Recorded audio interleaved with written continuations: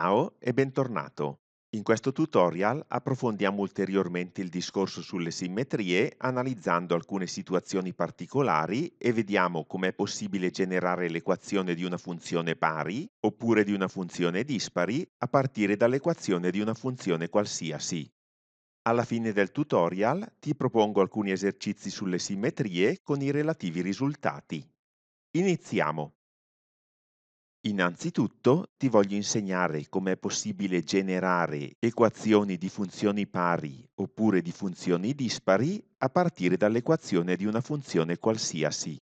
Ti mostrerò infatti, anche con l'aiuto di GeoGebra, che dato una funzione qualsiasi di equazione y uguale a f di x, la funzione di equazione y uguale a f del modulo di x è sempre una funzione pari, mentre la funzione che si ottiene moltiplicando fra loro le due funzioni segno di x e f del modulo di x è sempre una funzione dispari. Ti ricordo che la funzione f del modulo di x è la funzione che si ottiene sostituendo ad ogni x presente nell'equazione y uguale a f di x il modulo di x, mentre sgn di x è la funzione segno di x che vale più 1 a destra dell'asse y e meno 1 a sinistra dell'asse y. Verifichiamo ora il tutto utilizzando GeoGebra.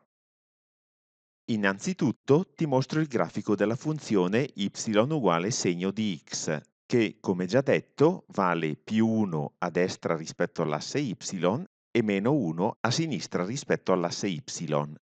Questa funzione, moltiplicata per un'altra funzione, fa in modo che il grafico di quest'ultima rimanga invariato a destra rispetto all'asse y, mentre a sinistra rispetto all'asse y il grafico dell'altra funzione viene ribaltato rispetto all'asse x. Te lo mostro subito con alcuni esempi. Consideriamo la parabola di equazione f di x uguale a x quadrato meno 8x più 7. Il suo grafico è riportato qui a destra. Rappresentiamo ora la funzione f del modulo di x. Come si può notare, tale funzione a destra rispetto all'asse y è identica alla funzione f, mentre la parte della funzione a sinistra rispetto all'asse y è simmetrica rispetto alla parte situata alla destra rispetto all'asse y, e dunque la funzione g, rappresentata in rosso, che poi è la funzione f del modulo di x, è una funzione pari. Come già detto in precedenza, per calcolare f del modulo di x è sufficiente sostituire ogni x presente nel testo della f con il modulo di x. Vediamo ora di rappresentare anche la funzione h di x, prodotto fra le due funzioni segno di x e f del modulo di x. Come già detto in precedenza, la funzione segno di x lascia invariata la parte di destra del grafico e ribalta la parte di sinistra rispetto all'asse x. Otteniamo dunque il seguente grafico di h di x in blu, in cui si può notare che la parte di destra del grafico in rosso precedente è rimasta invariata, mentre la parte di sinistra è stata ribaltata rispetto all'asse x.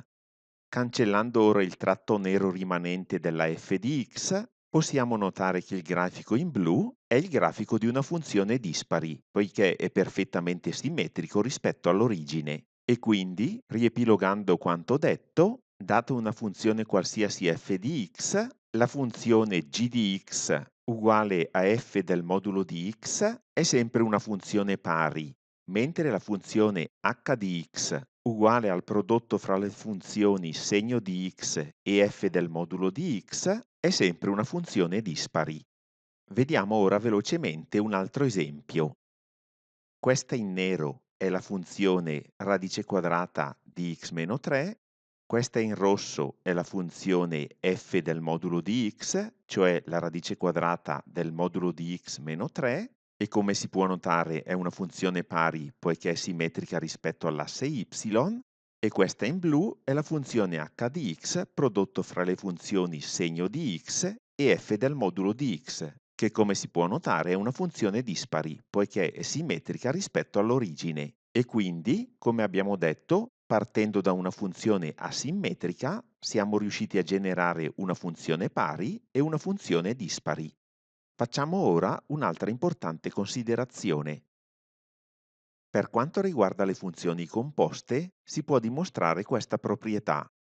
Data una funzione composta, se la funzione più interna è pari, allora la funzione composta è pari. Ad esempio, per quanto detto nel video precedente, sappiamo che la funzione y uguale logaritmo di x non è simmetrica.